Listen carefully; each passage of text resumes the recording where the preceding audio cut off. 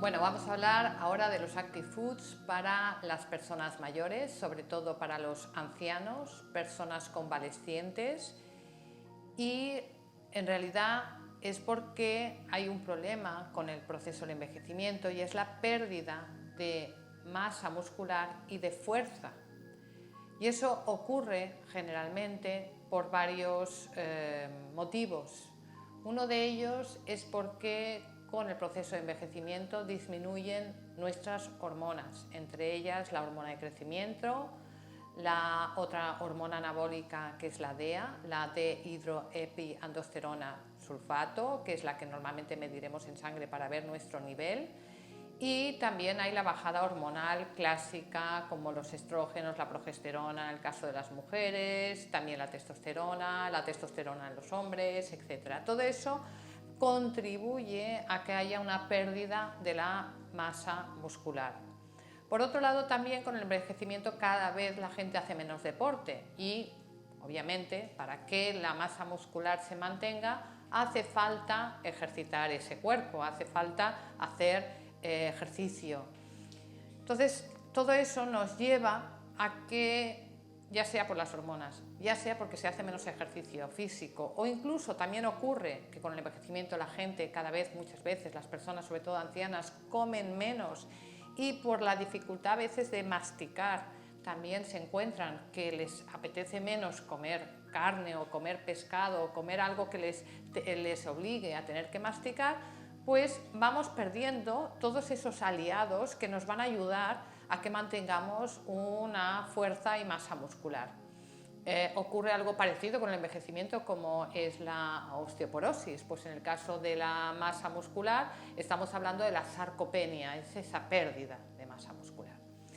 Bien, entonces obviamente nuestra recomendación va a ser que intentemos hacer ejercicio físico. Claro que cuando nos encontramos una persona que está convaleciente, por regla general no suele poder hacer tanto ejercicio como cuando está en óptimas condiciones. Entonces, nuestra única alternativa muchas veces es la nutrición, es intentar compensar desde el punto de vista nutricional todas aquellas carencias que contribuyan, de hecho, a acelerar el proceso. Aquí vamos a presentar las proteínas que tenemos y que utilizamos habitualmente con Active Foods. Tenemos la proteína de guisante, de hecho tenemos dos variedades, para mí la favorita, y de hecho esta acabará seguramente eliminándose. Mi favorita es la proteína de guisante amarillo. ¿Por qué? Porque con una cucharada tenemos un aporte de 16 gramos de proteína. En cambio, en el guisante verde necesitamos más cantidad o más cucharadas para tener la misma cantidad de proteína. De hecho, una cucharada de proteína de guisante verde aporta entre 11 y 12 gramos de proteína. Depende si es más colmada o menos colmada, pues podemos hacerla un poquito superior. Pero vemos la diferencia, ¿no? Entre 11 y 12 gramos de proteína esta y 16 gramos de proteína esta otra. Luego tenemos la proteína de Altramuz. La proteína de Altramuz la podemos utilizar tanto como harina, es decir, para hacer cocas, para hacer crepes o para hacer también smoothies o para añadirla a los purés de verdura o a las sopas, igual que vamos a hacer con las otras. Lo único es que el Altramuz, como tiene mayor contenido en fibra, nos va a ayudar también en aquellas personas que tengan dificultad en el tránsito intestinal. Y el 43% de la proteína Altramuz de la harina Altramuz es proteína, y normalmente cada cucharada aporta 7 gramos de proteína. Por lo tanto, estos serán 11-12 gramos de proteína por cucharada, 7 gramos de proteína por cucharada, 16 gramos de proteína por cucharada. Y nos vamos al arroz. El arroz es un aislado de proteína de arroz que contiene, dependiendo del lote, porque a veces puede ser incluso un poquito superior, cada cucharada puede estar aportando aproximadamente 16-17 gramos de proteína. Cuando hablamos de cucharadas, hablamos obviamente de lo parecido a una cucharada sopera o lo que sería, digamos, los medidores que nos vienen habitualmente dentro del bote. Entonces, la cucharada, si estamos hablando de la cucharada, en este caso, hablamos de esta cucharada. Lo digo porque a veces nos encontramos, sobre todo en las proteínas que vienen enfocadas a los deportistas o a los que se toman esos batidos para el gimnasio, que las cucharadas suelen ser más grandes. Entonces, aquí estamos hablando de una cucharada no tan excesiva como las que encontramos en los botes de las proteínas, digamos, que utilizan las personas que van al gimnasio. Hay que tener en cuenta que estas proteínas también se pueden utilizar o la pueden utilizar los deportistas perfectamente. Yo simplemente lo comparo porque muchas veces las proteínas que utilizan los deportistas suelen llevar adicionados hidratos, y al llevar adicionados muchas veces hidratos, por eso tienen que tomar una cucharada más grande para tener un aporte de proteína adecuado, o bien porque ellos no buscan muchas veces que la cucharada les aporte 16 gramos de proteína, sino que buscan que les aporte el doble, es decir, unos 30 gramos de proteína por cucharada. Entonces estaríamos hablando que si queremos, por ejemplo, 32 gramos de proteína, utilizaremos 2 cucharadas de estas. Hablando de proteína, ¿cuánta proteína deberíamos consumir al día? Bien, aunque, y esto lo podéis ver en cualquiera de estos botes, nos hablan de todas estas recomendaciones diarias, ¿no? Y nos dice pues, que las recomendaciones de la EFSA es que cada persona pues, tome digamos, de proteína 0,66 gramos por kilo de peso y día. ¿Qué pasa? Que por regla general y con el proceso del envejecimiento nos encontramos que la capacidad de nuestro organismo para sintetizar masa muscular disminuye, y como consecuencia se ha visto, y de hecho tengo varias publicaciones muy interesantes que muestran que el aporte de proteína con el envejecimiento debe ser superior. Si ahora pensamos en la palabra proteína, seguramente a la mayor parte de las personas les viene a la cabeza proteína, carne. Y hace poco nos ha dicho la OMS, ya lo sabíamos, pero nos lo ha recordado de forma un poco más en noticia y así alarmante: ojo, la proteína de origen animal no es saludable, ojo sobre todo con los embutidos. ¿Por qué? Pues en realidad el problema ocurre con la grasa asociada a esa proteína. Es decir, cuando nosotros comemos carne de origen animal, siempre lleva grasa, arrastra una grasa propia de ese animal.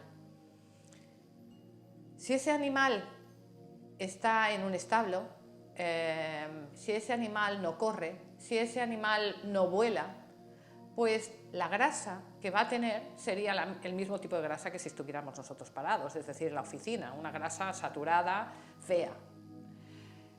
Si el animal corre o vuela, no solamente, obviamente lo mismo que ocurriría si nosotros hiciéramos ejercicio físico, que disminuiríamos esa porción de grasa que tenemos en el músculo, sino que obviamente tendríamos mayor proporción en esa carne de proteína que de grasa.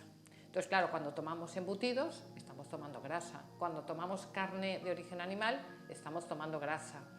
Y esa grasa, por regla general, es una grasa inflamatoria, que nos favorece los procesos inflamatorios. Diferente a lo que ocurre cuando tomamos pescado. Cuando tomamos pescado, y sobre todo el pescado, recomiendo el pescado de pequeño tamaño, tipo sardina o boquerón, la ventaja que tenemos es que tiene omega 3, y digo de pequeño tamaño porque de esa manera contribuiremos a que no nos estemos contaminando de metales pesados cuando tomemos grasa procedente del pescado.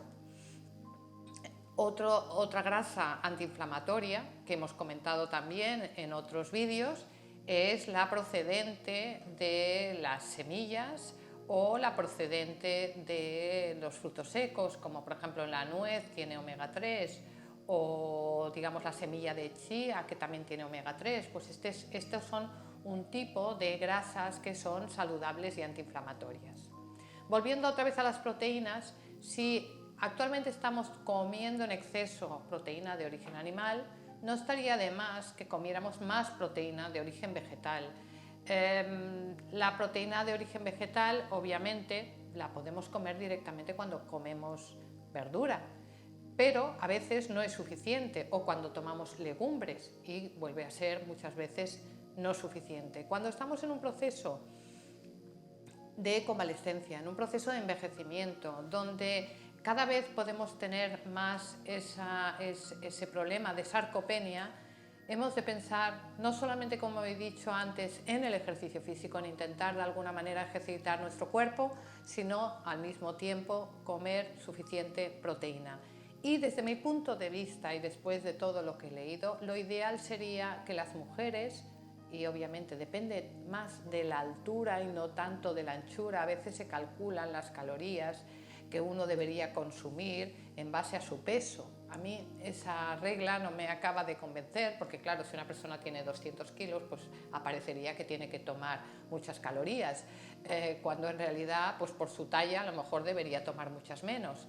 Entonces yo prefiero establecer una regla más o menos estandarizada, donde diríamos las mujeres con un ejercicio físico moderado deberían estar consumiendo aproximadamente 85 gramos de proteína al día, y los hombres con ejercicio físico moderado pues unos 95-100 gramos de proteínas al día. Pero obviamente el consumo de proteínas va en relación al ejercicio físico. Como lo mismo ocurre, hidratos de carbono que vamos a consumir van a depender de las calorías que yo queme, es decir, la energía que entra en el organismo ha de estar equilibrada con la energía que sale. Es el equilibrio del in-out a nivel energético. Entonces, bueno, la proteína la vamos a establecer en base a ese gasto que hagamos a diario, y pueden haber variaciones en base más a la talla. Yo de alguna manera pensaría que puede haber una corrección en base a altura y en base a ejercicio físico, ¿de acuerdo? Entonces vamos ahora a plantear ejemplos de menús o de más que batidos, que también hemos estado hablando antes de batidos, pero en este caso vamos a hablar de ejemplos de purés de verduras que podemos hacer a las personas mayores, sobre todo a esas personas que están convalecientes, que les cuesta masticar, que les cuesta comer, y que queremos que en ese pequeño tacito de comida que coman al día reciban el máximo de nutrientes. Eso también nos pasa muchas veces con los niños pequeños. Hay niños pequeños que no quieren comer, hay niños pequeños que les cuesta comer, y muchas veces nuestro objetivo es que ese pequeño tazón de comida que hagan al día, como mínimo, esté enriquecido con el máximo número de nutrientes. Y vamos a poner ahora ejemplos.